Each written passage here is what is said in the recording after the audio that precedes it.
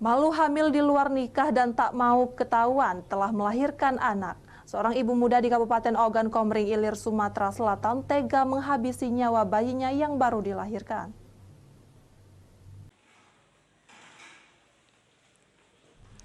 RR, seorang ibu muda warga desa Dabuk Makmur, Kecamatan Mesuji Raya, Ogan Komering Ilir tak berkutik dan tertunduk lesu setelah ditangkap jajaran Polres Ogi.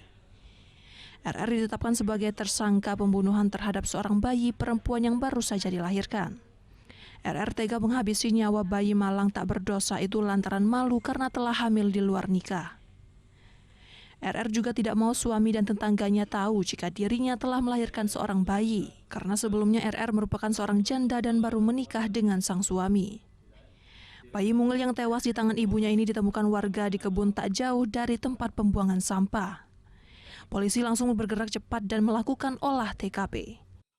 Adanya informasi warga menemukan jenazah berjenis kelamin perempuan, bayi tergeletak di kebun. Berdasarkan informasi tersebut, tim gabungan Polres Ogi dan Polsek Mesuji Raya mendatangi TKP, kemudian melakukan penyelidikan dan pemeriksaan saksi. Dari hasil tersebut, kami mengarah ke